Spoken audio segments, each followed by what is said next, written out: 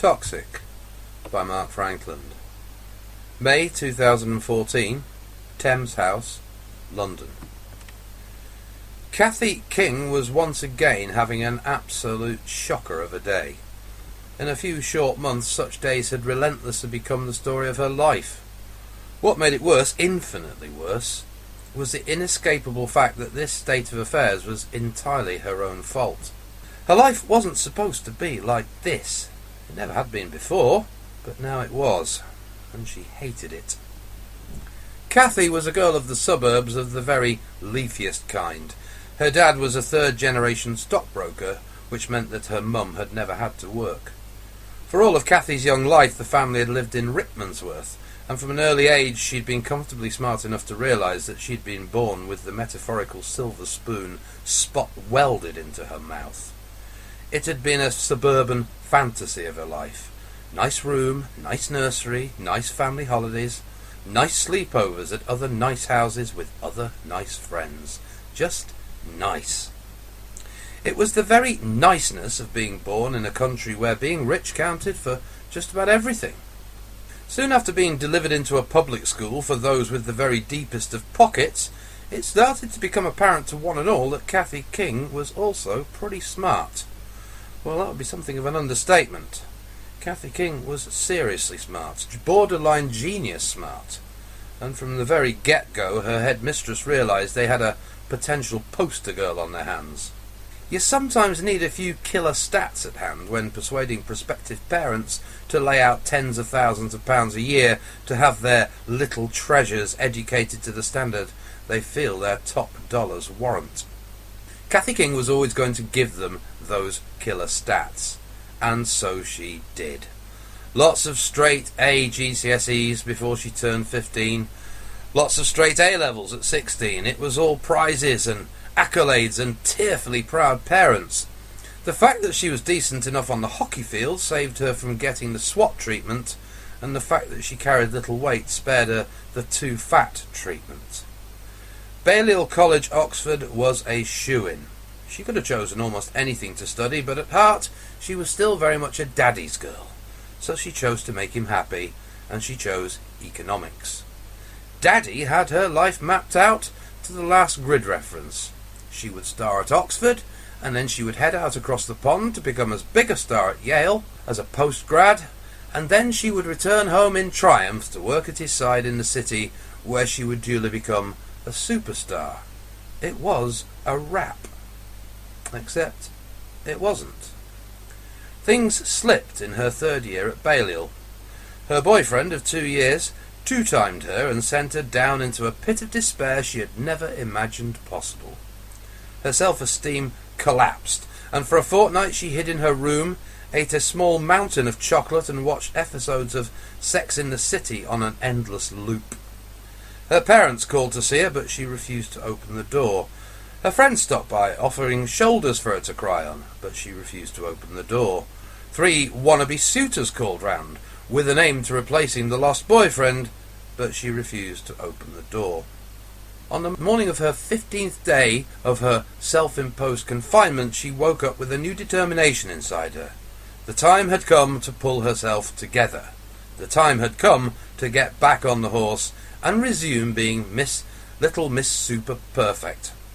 She jumped from her bed and went into cleaning overdrive for 2 hours, and just as she was about to head out for a pre-breakfast jog, there was a gentle tap on the door. She took a deep breath, fixed her hair, and opened up. It wasn't her parents. It wasn't a pal offering solace. It wasn't a suitor offering a place in his bed. It was Taylor. It was a small, bespectacled man with thinning hair, a dreary suit, and a laconic air. He asked if she might have a moment. She told him that she had. He came in. He took off his coat and hung it over a chair. He sat down and accepted the offer of coffee. He told her he was from the government, and then he asked her if she'd ever considered doing something for her country. She almost laughed. They'd often talked about this moment, getting the call, but never in her wildest dreams had she ever imagined the call would come from someone like Taylor, with his soft Bradford accent and carefully manicured fingernails. She'd always watched spooks. She loved spooks. And at that particular moment in her life, the idea of being Keeley Hawes was just about the most enthralling prospect in the world. It only took Taylor 15 minutes. The secret world found itself in the right place at the right time to catch Cathy King on the rebound from a Canadian rowing blue who had chosen a bar girl from Walkabout over her. Her father was broken-hearted. Her mother pretended to be, but she wasn't really. In truth, her mother had been fiercely jealous of her perfect little daddy's girl daughter for years, and was secretly delighted to see little Cathy disappoint a boyfriend who had never shown any ability to keep his arrogant dick in his pants. Cathy duly collected her start first and took a 3-month backpacking odyssey around South Asia before turning up at the appointed hour for her MI5 training. She aced it. Of course she did. She was more or less top of everything, just like she had always been, and she couldn't wait to take up her place in the very front line of her country's war on terror and drugs and general wickedness. Instead, she was transferred to the care of Maurice Hemp. She had never come across anyone like Hemp before, which of course was all down to her silver spoon in the mouth life. Hemp was from Manchester, and proud of it. He didn't like posh girls from the home counties, he despised them. And those with offices on the top floor knew it, and it was the very reason why they delivered Cathy King into his care. They knew how smart she was, but they also knew how soft she was, and a bit arrogant. It was time to take her down a few pegs. They didn't have route marches up and down the Brecon Beacons in the bowels of Thames House. Instead, they did have Maurice Hemp. He got his marching orders on a Friday night in a pub in Clapham. We like her, Maurice. In fact, we like her a lot. But she's just a tad too full of herself, if you get my drift, Maurice. We think she needs a bit of toughening up, Maurice. I'm sure you get the drift, my dear old chap. You know what to do. He did, and he enjoyed every minute. From the get-go. He liked to refer to her as his department's very own over-pampered little tart. He sent her out for coffee. He got her to empty the office bins and shred the contents. He even made her clean the windows in her office. Cathy got it. Of course she did. She was nothing if not smart, and she easily worked out that this was the service's way of putting her through the acid test. What really irked her was the moronic work Hemp gave her. Endless hours of going through surveillance recordings and video footage of people she considered to be the most harmless of losers. Greenpeace campaigners, animal rights campaigners, frantically serious individuals doing their bit to stop fracking or GM crops or the mistreatment of asylum seekers. She never ceased to be amazed at the time and effort the service put into bugging and watching some of the country's most blameless of citizens. Day after day and hour after hour, she would listen in to their sanctimonious drivel. She loathed and despised them, but she couldn't see them as anything other than harmless. At times she was convinced that the smell of their incense was actually seeping out through the digital recordings. Hemp seemed to have a sixth sense about the nights when she had something in the diary. A first date, a few drinks with the girls, dinner with her parents. Maybe he had her bugged as well. Probably did. And on those nights he would invariably tell her that she would have to stay late. There was something important. But it never was important. It'd be a bunch of farmers' wives in Hereford meeting up to get worried about pesticides. A group of Sheffield students planning a demo outside Starbucks. And of course there had been days when she'd been on the very cusp of telling Hemp where he could shove it. But she hadn't. And slowly but surely she had discovered a level of sheer, dogged stubbornness she had never realised was in her. Screw him. He could do what he liked. Well, short of raping her. A week earlier she had bumped into a guy she had known in Oxford who had always carried something of a flame for her. They seemed to click and a date had been duly arranged.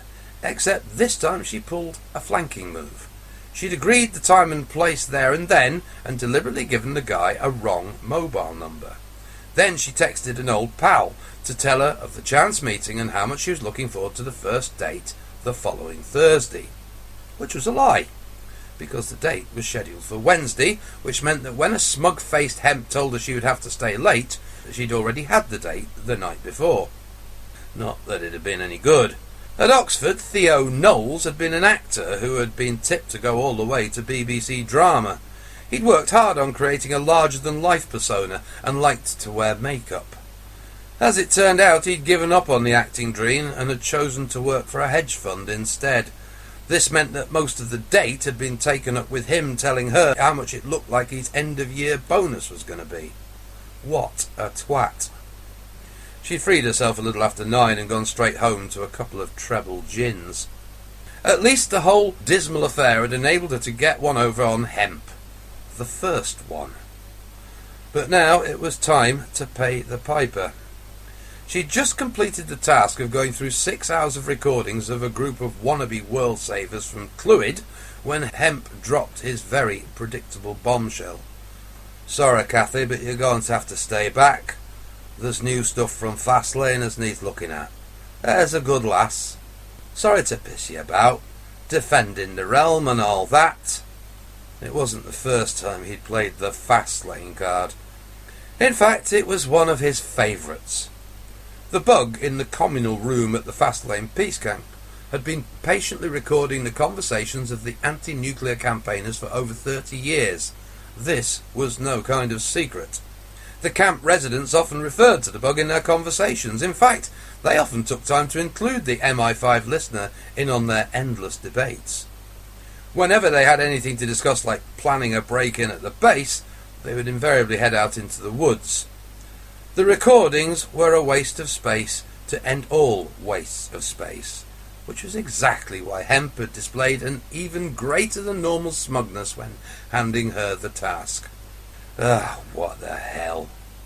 It was all part of the process. She knew only too well that there was just a small chance that one of the campaigners had inadvertently let something slip, and Hemp was already aware of this fact, and the whole thing was designed to catch her out. All part of the process. All part of life's rich tapestry. All part of defending the sodding realm. After 3 hours of mind-numbing tedium, her interest was pricked. A new voice. An interesting voice. An American voice. Well-mannered. Easy on the ear.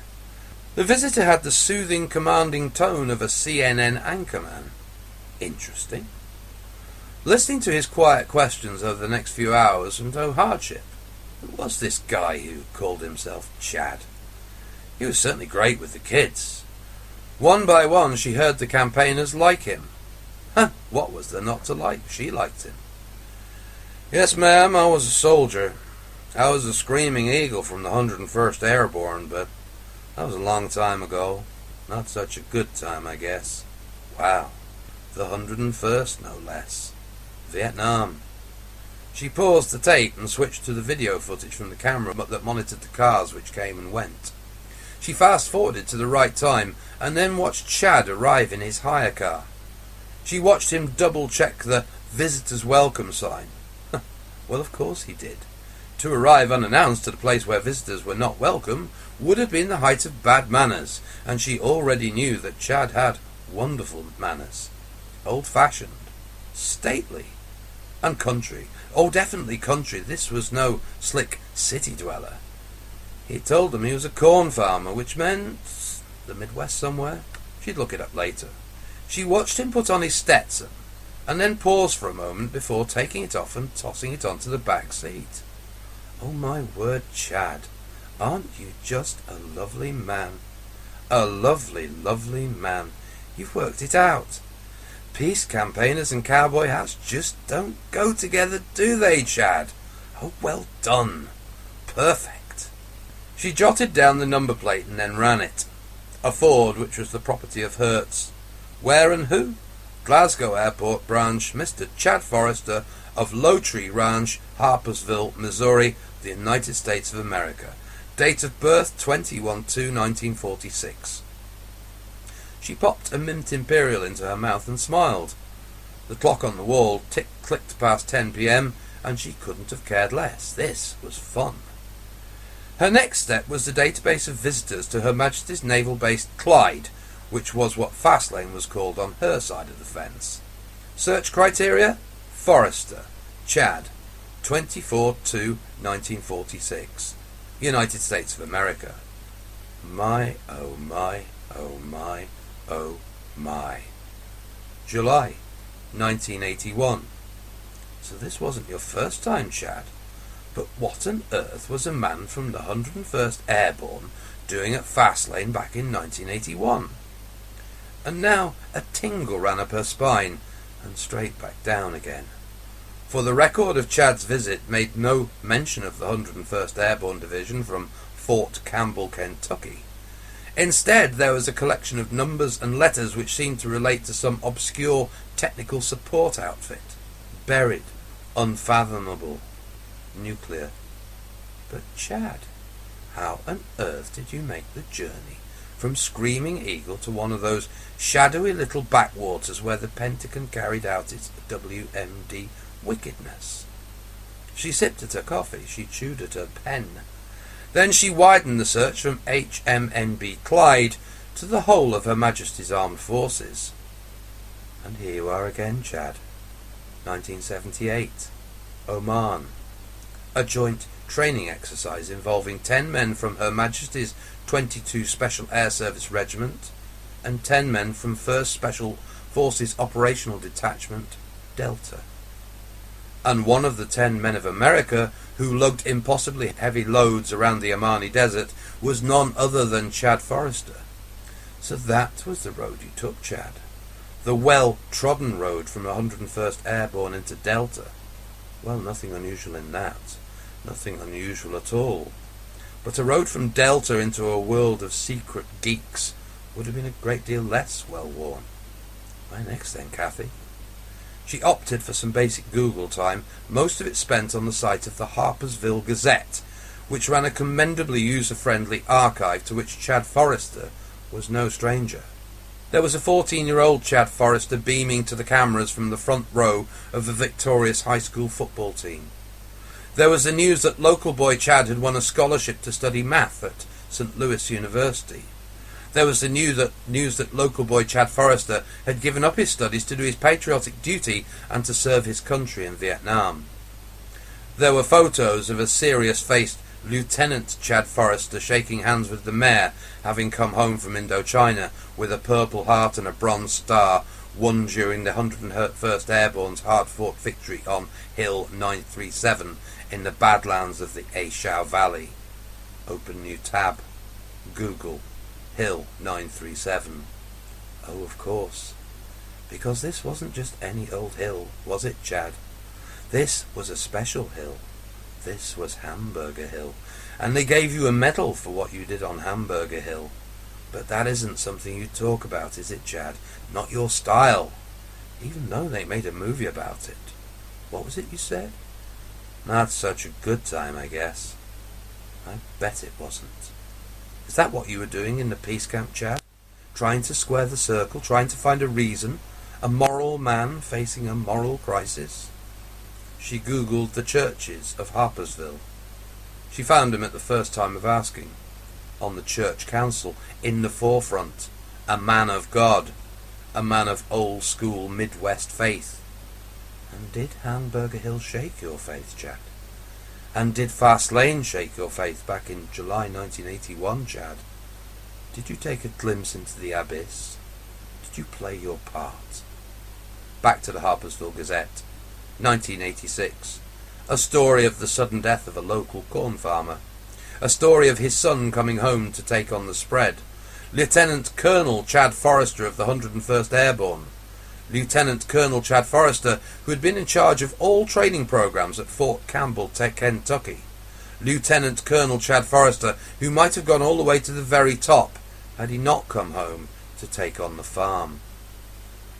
So, Chad, you went back home to the Screaming Eagles after all, after Delta, and after the secret little nuclear gang.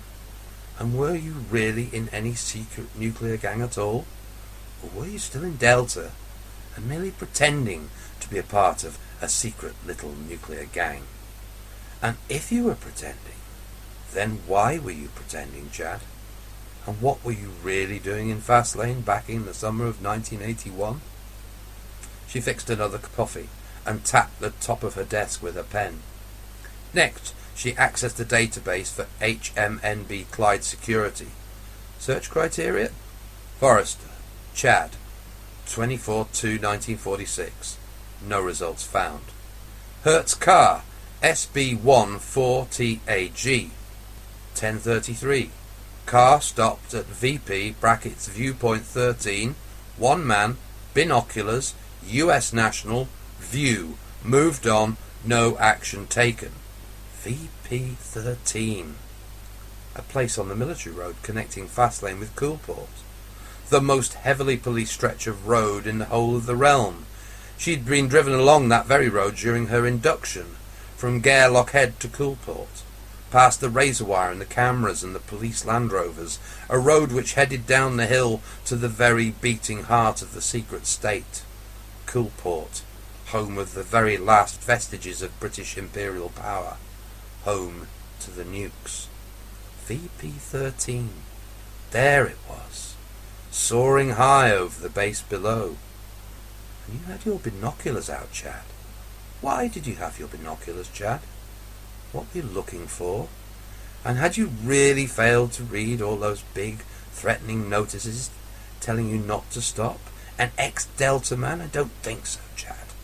I think you noticed every single one of those signs and chose to completely ignore them. Because for some reason it was important for you to find a place high above the base where you could look right inside with your binoculars. What were you looking for, Chad? Was it just the memories of your stay in the summer of 1981? Or was it something else? Something you were involved in, something that doesn't sit well anymore, something that is pricking away at your moral core? The policeman moved you on at 10:33. I bet you were ever so polite, Chad. The smiling tourist from America. No wonder no further action was taken. So what was next? After they moved you on, what was next was a visit to those charming people at the peace camp, where you parked up at 11:17. Why, Chad? Was the camp the nearest thing to a church? Was it a small beacon of light in a dark world? Oh, Chad. What did you do, Chad? What did you do? Toxic by Mark Frankland. Chapter 5. June 2014. The Bowland Fells, Lancashire. Would it ever stop raining? Had it ever stopped raining? Even once? Ballymurphy meant rain, and rain meant Ballymurphy. And there was nothing good to be said about this rain. It was bad rain. It found a way down the back of your neck and into your tightly laced boots. Into everything. Icy. Evil. The road through the crouching grey houses was ankle deep now. Soon it would be knee deep. And then they'd have to force their way up and down the streets with water swirling around their waists. Vietnam without the bamboo. Just floating crisp packets and chip wrappers. Greasy, oily, stinking, filthy, contagious, polluted, contaminated. Not that the women seemed to care about any of it. The women were oblivious to the cold and the creeping dampness. They stood in a long line that stretched from one end of the street to the other. Tracksuit bottoms and curlers in the hair, and fags dangling from lips daubed in scarlet lipstick, shoulder to shoulder, all the way from one end of the street to the other. And their eyes. Oh Christ, would he ever get used to those eyes? Could he ever get used to those eyes? Deep set. Set in the back of black caves. Bright. Beacon bright. Arc lamp bright. Like torches. Beaming out hatred. Beaming out loathing. Just keep going. Ignore the rain. Ignore the eyes. Ignore everything. Stay focused. Watch the upstairs windows, a twitch of a curtain, a flit of a shadow. And remember to watch for anything unusual, out of place, different. And that didn't mean the rain, because there was nothing unusual about the rain. It was always raining. And that didn't mean the hatred in the eyes of the women, because there was always hatred in the eyes of the women. And for Christ's sake, he just wished that Mickey would shut up, for once. But Mickey never shut up. Ever. In the dorm, in the base, in the Saracen, on patrol, on and on and on and on, and always the bloody same. Manchester bloody City, and Paul bloody Power, and Eric bloody Nixon, and Billy bloody McNeil. Mickey the Mank. 19 and daft as a brush. A black kid from Rusholme with a motor mouth. Hyperactive. No attention span. Christ knows why they'd let him in. The lad was hyper. But would he ever shut up? Ever? And would he ever get that oversized smile off his face? Ever? Had he not noticed the rain? Had he not noticed the women and the eyes? The long line of hating eyes, burning eyes. Ballymurphy eyes. Just shut up, Mickey, for once in your daft life. Just shut up. Nearly there now. Just a few more yards through the swirling, filthy, oily water. And then the butcher's van drew up at the top of the street. And Cahill climbed out of the driver's door. And Cahill climbed up onto the roof. And Cahill stood on the roof with his legs braced and his thick arms folded. Cahill was smiling, waiting, gloating, anticipating. Why? What was the bastard so happy about? Hey, boss, check this out! A teddy bear. A sky blue teddy bear. A sky blue teddy bear half submerged in the filthy, swirling, oily water. Hey, boss, check this out! No, Mickey, no, Mickey, no, Mickey! But there was no point in saying no to Mickey the Mank, because Mickey the Mank was too hyped up to hear him. Mickey the Mank was almost dancing at the sight of a sky blue teddy bear. In the eyes of Mickey the Mank, it was a Manchester City teddy bear.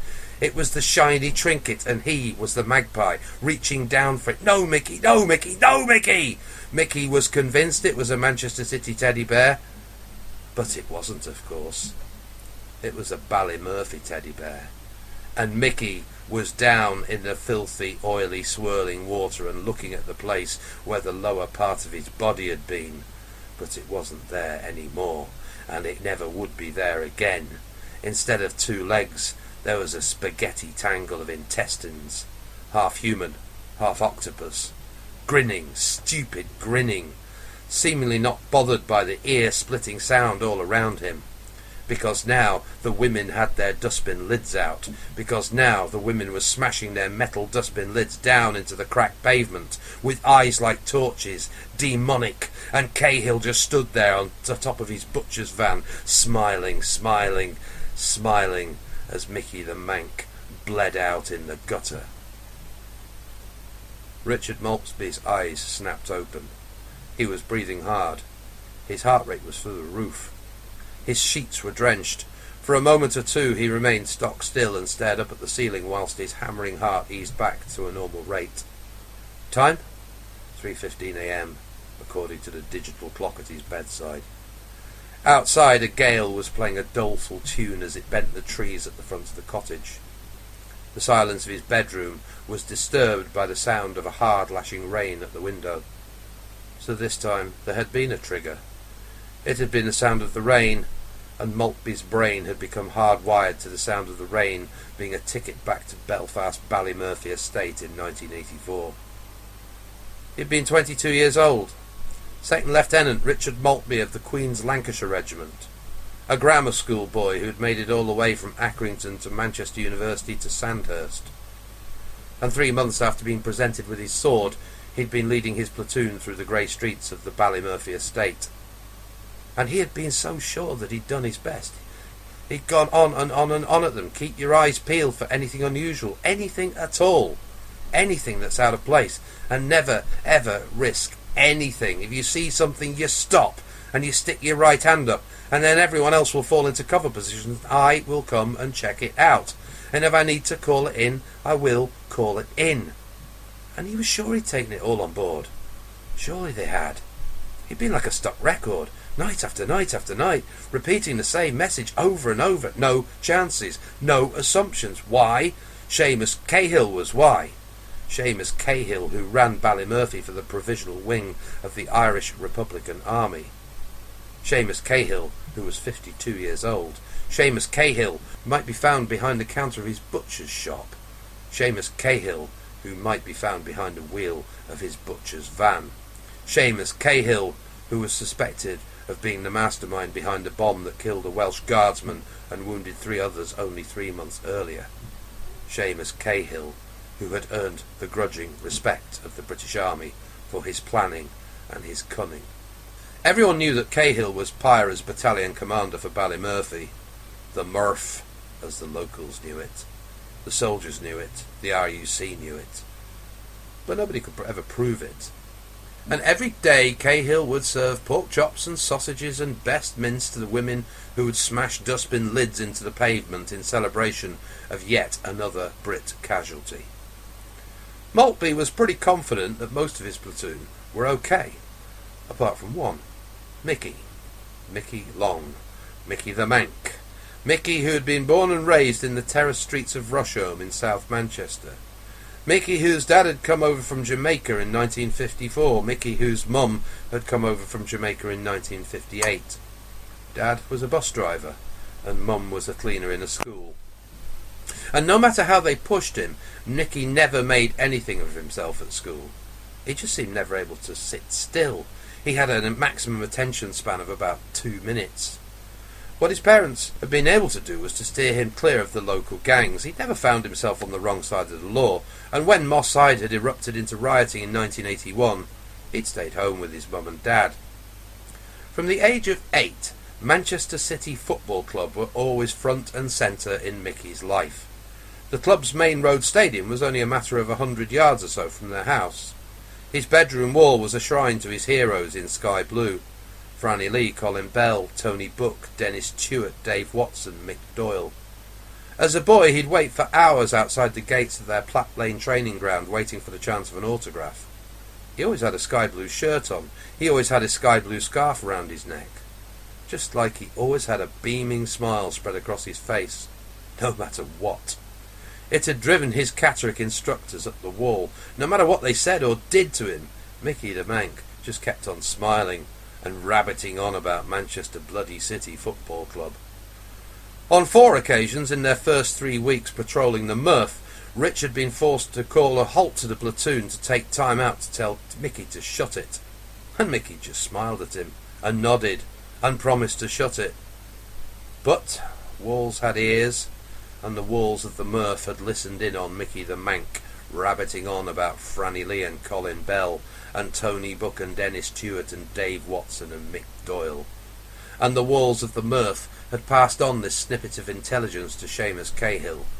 And Seamus Cahill had duly placed a sky blue teddy bear over a drain. And Seamus Cahill had attached a wire to the back of the teddy bear and threaded it through the bars of the drain. And Seamus Cahill had attached the wires to 10 pounds of explosive. So when Mickey the Mank had picked up the sky blue teddy bear, the wire triggered the detonator and the drain cover fragmented and flew through Mickey in 1,000 jagged pieces. It cut him in half. And the boy had just sat there looking down at where the bottom half of his body had once been, smiling from ear to ear, and 3 of the lads were throwing their guts up. And the sky was throwing it down with rain, and the yawning hole in the ground where the drain had once been was a gurgling pit of filthy, oily water. And within seconds the women were out on the street with their dustbin lids, cheering, spitting, cackling, smashing dustbin lids into the pavement. A cacophony from hell.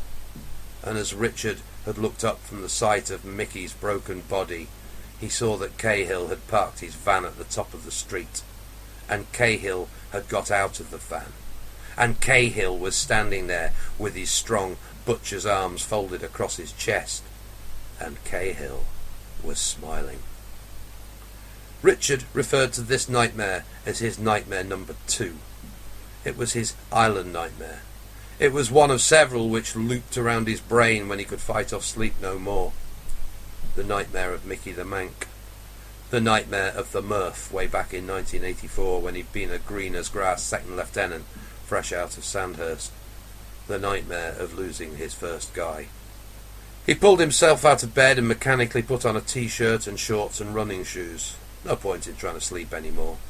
He went downstairs into his spotless, soulless kitchen and took a long drink of water.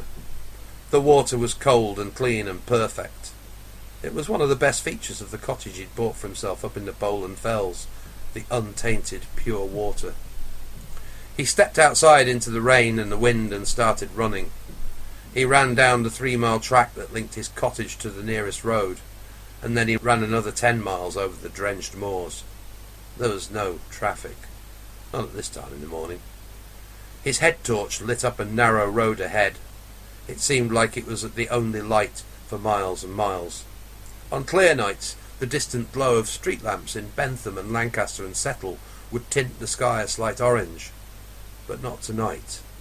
Tonight the world was all wrapped up in cloud and inky blackness. The only light in the whole world was the bobbing beam of his head torch. He allowed his mind to wander back to the end of that first tour. They'd given everybody 3 weeks' leave.